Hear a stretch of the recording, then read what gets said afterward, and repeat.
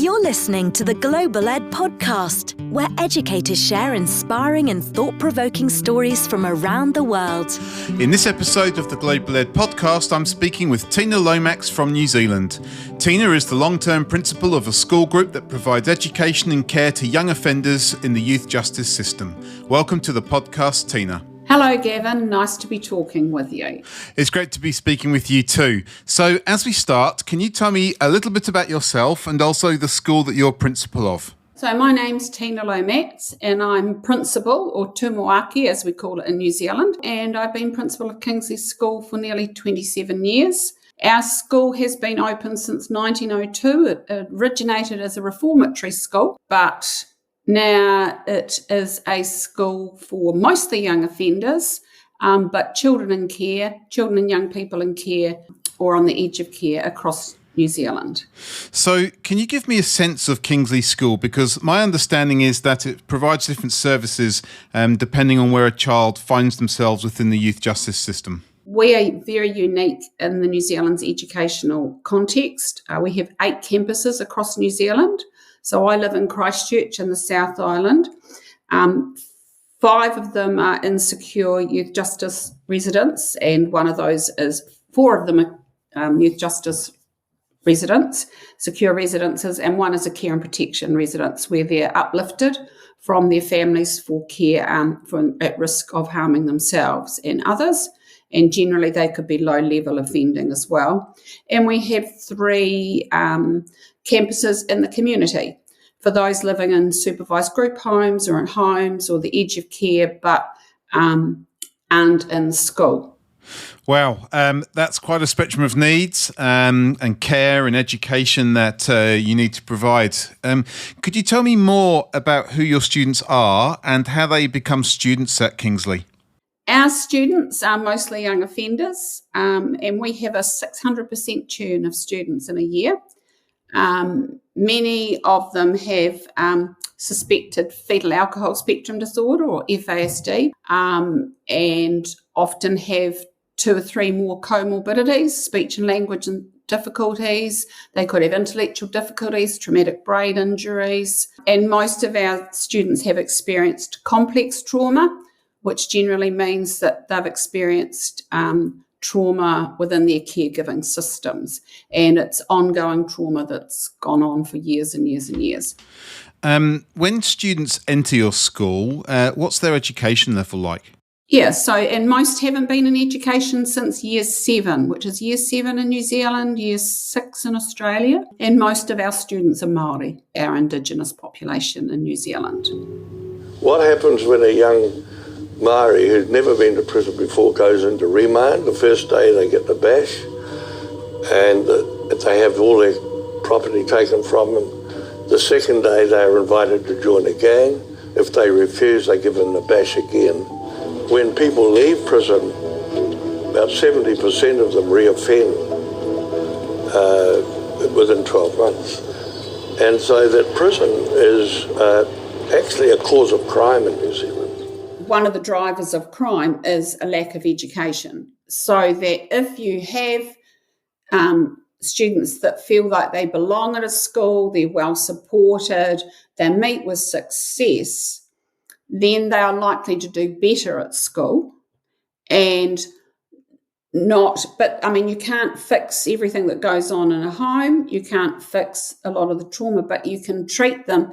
You can respond to them in ways so that they meet with success, because that's how you can get off that trajectory and not go towards the prison pipeline. That's why it's important for them to see success stories of where they can.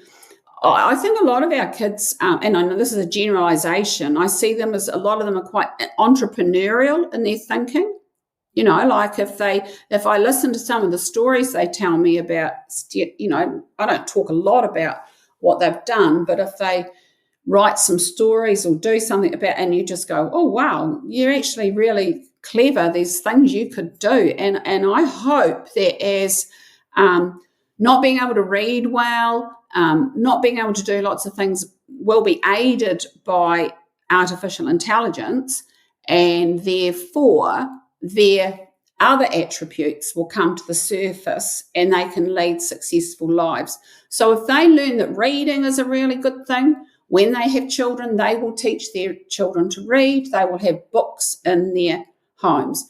Unfortunately, I have had students where I've taught their children. Well, I haven't taught, I've had their children in our school, and often it is a cycle. And I'm sure that's the same cycle in every country. But I think we can do better with them. But the aim is to stop, ultimately, is to stop that prison pipeline. From what you've described, it seems like Kingslea School has two main strands. First of all, campuses that serve students who are young offenders and they're within the juvenile justice system, and those that serve other young people who are at risk. Could you explain the first one, how the schools in the juvenile justice system work, please? Right. Okay. So in the juvenile justice, this is for the top 1 to 2% of youth offenders in New Zealand. So they're either in remand or sentenced in the youth court for 4 to 6 months, unless it's an indictable crime like murder or rape, and then it can be whatever the Supreme Court decides it is. So they might be with us till they're 18, and then they go on to corrections or prison. Most of our school is for young offenders. So there's 4 campuses of that. I've got one in Auckland with 46 beds, and I've got Oranga Tumuaki run the 24/7 operations in those places. So it is locked. It is a secure environment. Not anybody can go in there, and we have teachers that we have like a school inside, or they go into the units so you might have units of 10, and so then 2 teachers will go. There's a classroom in a unit where the kids sleep, they have their meals, and they don't always mix with the other units because you can have co-offenders. There's all sorts of reasons why they can't mix with them. I'm guessing that must be a quite challenging environment for yourself and teachers at times. How do the other campuses that serve the students at risk operate? So we've also got kids in care and protection, the younger ones, and they can be in there. Like I'm going to Dunedin tomorrow to visit what we call Puketai, which is our care and protection residence where we have a school there. Now they can be as young as 7 up to 18, and they can be uplifted for a variety of reasons. They could have gang affiliations, could be suffering really severe or complex abuse within their caregiving system. There's nowhere for them to live.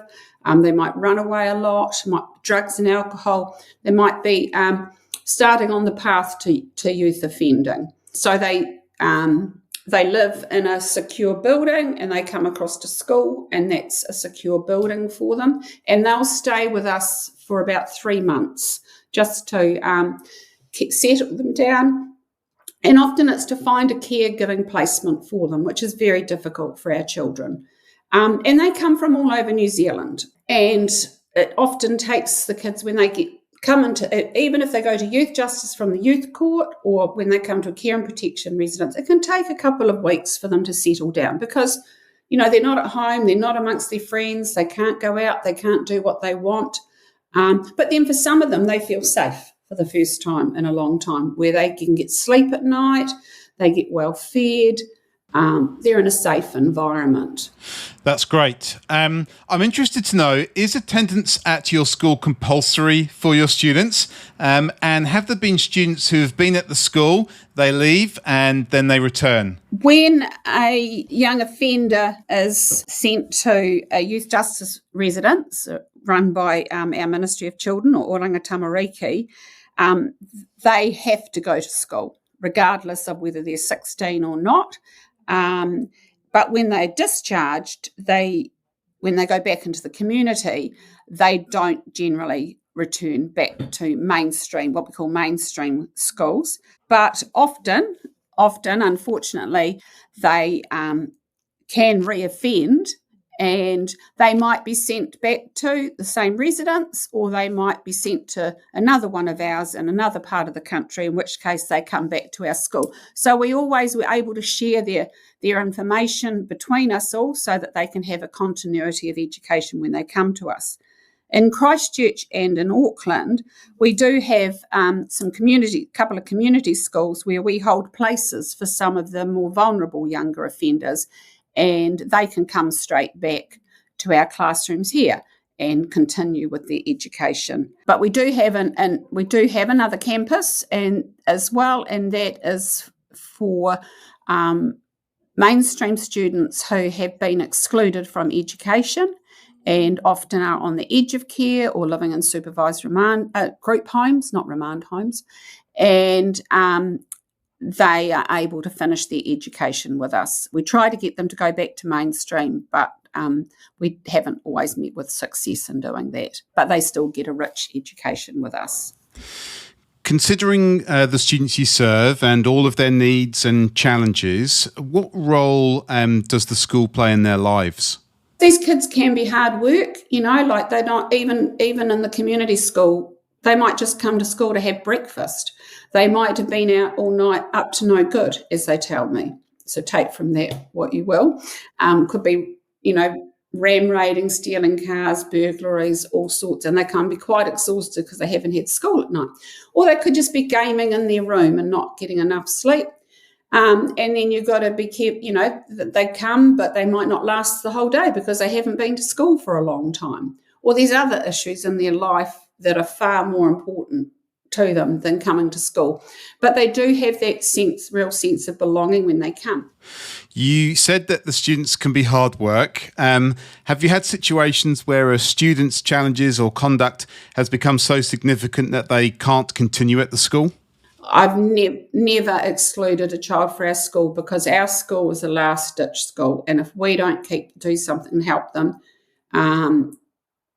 then there's nowhere for them to go. And we know that lack of education is a driver of crime, and this is why we hope to use. And I look, I'm not all good stars in my eyes. I'm realistic, but we do the best we can. And sometimes they age out, but they always feel that sense of belonging with our school. I love that you keep talking about giving students a sense of belonging. It's so important. Now, I'm trying to picture what the school and lessons look like in your environment. Is it just like a normal classroom that you'd find in schools, or does it have to be done differently? Right, the community classrooms just look like any other classrooms, but they've just got more breakout spaces. They've got the desks, and top technology and access to everything. They're quite, colourful classrooms. Same with the care and protection one. The difference in care and protection and in youth justice, they could have a lot of devices in their classrooms. They might have desktops, they might have laptops, but they don't have access to the internet. We have to have a closed internet system for, sometimes they can, we can have a few problems in that. For example, we had an issue a while back where a student was on a mathletics game, which is quite a well-known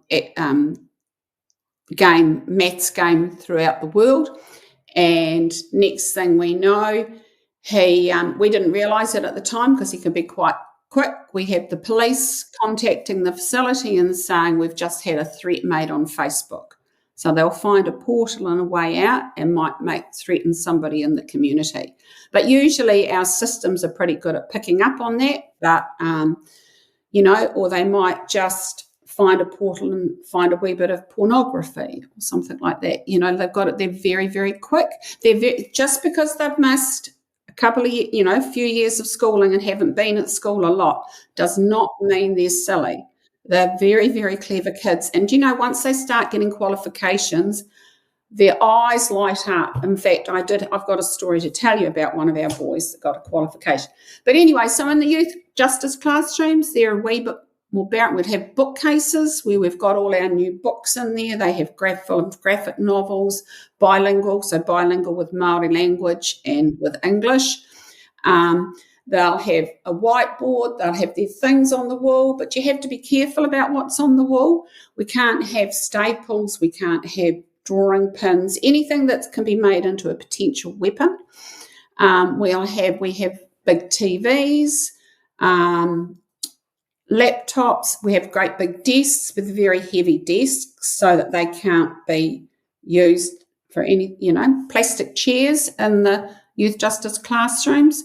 But mostly our teachers are pretty good at keeping them engaged, so we don't have a lot of incidents in the classroom. But remember, in a youth justice classroom, the numbers are changing daily. So they might be all settled, but then the next day somebody comes in who might be someone they've got a beef with or a rival gang in the community, and then they, there could be what we call a bit of rāru where they don't get on that well. But we have Oranga Tamariki staff supporting us in the classrooms in the youth justice facility. So there's all things in place to try and help with de-escalation, and the teachers are trained in de-escalation. And also in running our school, because most of our students are Māori, most of our students have neurodiversity, as I said before, with several comorbidities, plus have experienced complex trauma. We have what we call our mana ako practice framework that all our teachers work with, and that's about, so they learn it's part of their teaching goals every year, and they have PD on it as well, and they're all part of their inductions so that they know how to respond authentically to trauma, responding authentically to culture, and responding authentically to neurodiversity. So we are a pretty kind and loving school, I'd say. Now, you've been at the school for 27 years, which is an impressive term for any teacher or principal. So why have you been part of the school for as long as you have been? I love these kids. They're never boring. There's never a dull day. And truly believe that we can make a difference. Brilliant. There must have been some challenging times, though, during your 27 years, right? So I used to cry a lot. So I've been Principal of Kingslea School for 27 years, as I said before. So I've seen a lot, and these children break my heart at times. And when I interview for staff, I always tell them that I need them to love our students, because sometimes they're not always likeable, and every day is a new day. And if we'd been through the light, what's happened to them in their lives, we might have difficult coping in lots of situations too. Yeah. I'm really interested to hear more about the staff that you appoint. So do you have a lot of applicants to work at the school? And does it take a particular type of person to be successful in your environment? It's more their qualities. It's hard to... Some people apply because they want to save the world, and they think they can come in. They might have had a hard life themselves, or something's happened and they're basically a do-gooder, and I don't employ those people. I want people who are genuinely kind, have good pedagogy. We have a mix of primary and secondary teachers. We do run some vocational training in the youth justice facilities. They have to have PE every day. They have an hour of PE every day, no matter what, because they need the exercise and they need to burn off that. So basically, and the teachers have to be prepared to learn. And actually, not a lot can prepare them for teaching in our school. We have an induction process, and where they have to read a lot and see a lot. But you know what? Things happen all the time. Like, they have to learn that you can't just give out a whole lot of pens in a class. You have to count them in and out. And usually it's pencils, because a pen can be taken apart and used for, things that aren't very nice. You have to count equipment in and out. You have to be, so that the teachers have to have a lot of resilience. They have to cope with, they might have a lesson prepared. I've had teachers, when they first start, I remember a couple of them crying because they come from mainstream, they've prepared an amazing lesson, and it's all gone to custard, because the children try you out all the time. They're looking at you to see whether you're genuine, whether you can be trusted, whether you're a really nice person. And a teacher has to be skilled at our school to have a whole lot of up their sleeve that they can pull out at any time, because remember, they're teaching a differentiated learning program. And And so this child might have had a bad phone call from home. They might have court coming up. They might have just had court. They might not have slept well. They might be coming off drugs, just come in. There's all sorts of things that can affect, trauma inside their heads. So the teacher has to be prepared. Do the students and teachers have a good relationship with each other? And do the teachers have to have a certain approach with regards to subjects, curriculum and activities? They love their teachers and their teachers love them. But they have quite a bit of variety through the day. They usually have about 3 hours, 2.5 hours, like numeracy and literacy and that. But they'll go and do a hands-on activity like arts. So they do hospitality, or they might do technology, and they always have an hour of PE. And also, you've got to provide them with education that doesn't crush their mana, crush how they feel about themselves, because they're only able to add a few digits together. And I've been looking at ways that we can use artificial intelligence and somehow use gaming to different ways that we can engage our students so that they can learn, but it's at their correct level, so that they don't feel ashamed of what level they're at. And that's part of the beauty of being in a trauma-informed and neurodiverse classroom, that they shouldn't feel embarrassed, because a lot of them are the same. And I think that's what's important about our school. They don't feel different. They don't feel different from the other kids in their class, because they've often got a lot of similar backgrounds. It seems like you've got a really sensitive approach to the needs of your students. Do you find that you get a lot of external support in the work that you do? This is often the last opportunity for our students to participate in the New Zealand education system. And there's a lot of stigma around young offenders in particular. People don't understand that most of them are kids in care and they haven't been well supported or understood in the community. So they don't have many champions that are empathetic towards them. So that's until the National Library Service came along with their Community of Readers project back in 2020 to 2023. And it was to inspire a love of reading amongst our students and those in care and in the edge of care. Tonight's big story, a new study into the literacy skills of New Zealand children makes for grim reading. Among the findings, 1 in 3 15-year-olds struggles to read and write, and that's just the start. 1 in 5 students slid all the way to the bottom. That means they are really struggling to read even your most basic text. So they are, if not illiterate, close to it. She cites systemic problems, including a curriculum that's too vague, teachers who aren't well trained and who place lower expectations on Māori and Pacifica children. We all know that literacy is a key success factor for students at school. How did your partnership with the National Library help you to improve outcomes for your students? So our kids couldn't believe the generosity of the National Library Service and the books, because often people offer us old secondhand books. And they found connection with their culture in the stories, affirming their culture and identity. And then after this, I spoke to the National Library. They had a reading conference, and as a result of telling people what a great, how fantastic this project was, the Allen and Unwin Publishers in New Zealand donated $10,000 worth of books for us to have in our classrooms, in the youth justice classrooms. And when they leave, they could take a book with them. When you were deciding which books to purchase for the students, what was your approach to making sure that the selection was relevant for them?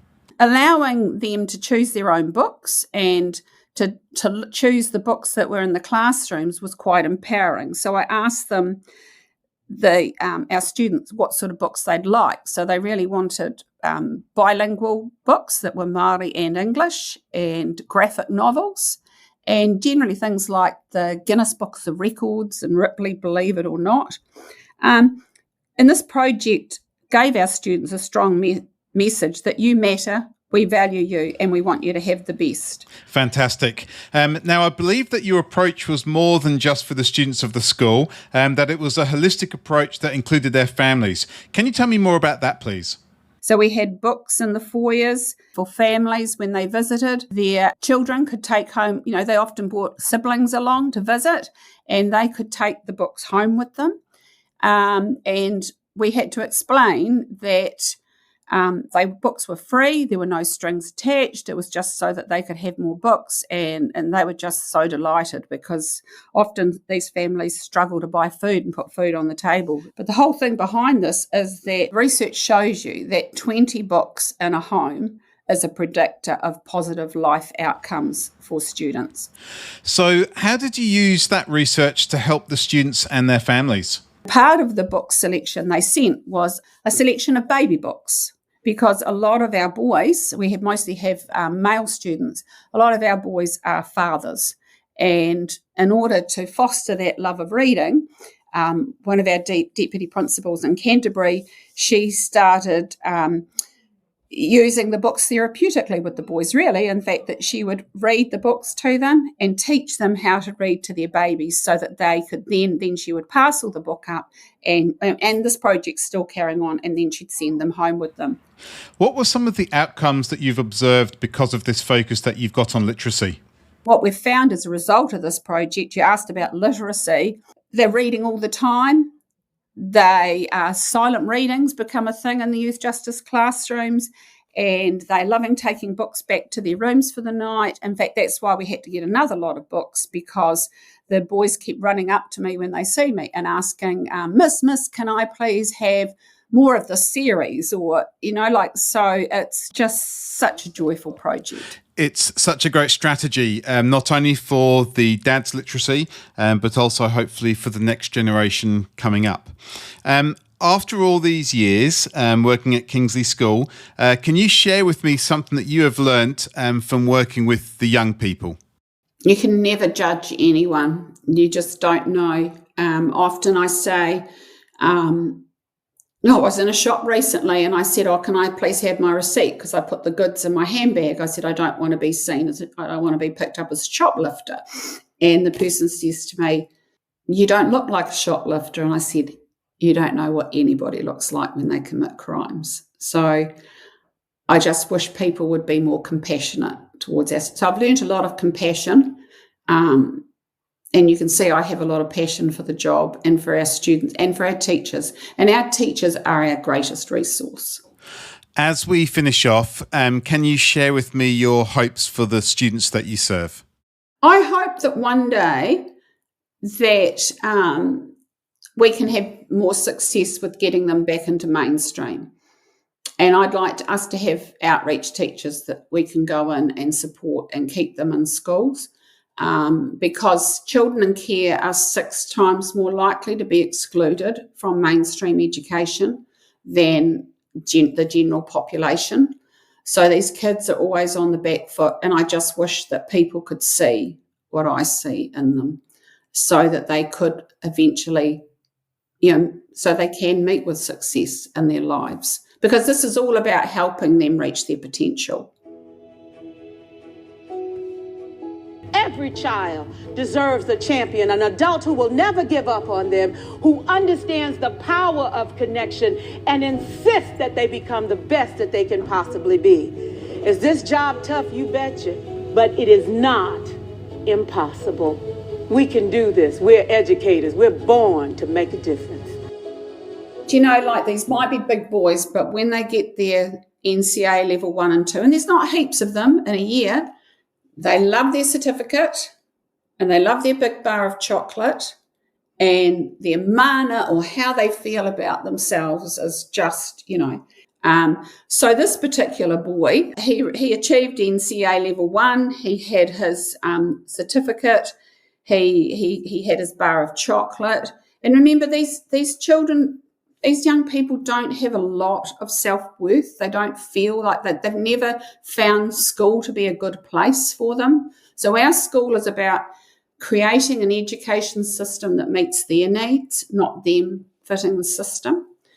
So this particular boy had committed a serious crime, and so he'd reached the age of 18 or must be nearly 19 where he was being transferred to prison. And he wrote his teachers this magnificent letter, and I'll just read you out parts of it. I want to thank you all, especially, and he gave the teachers' names, but I also want to thank them for being helpful and bringing a smile to my day, pushing me to strive and thrive and understanding my difficulties. I could never have done what I've done without yous, and I was always and hold yous in my heart, mad love.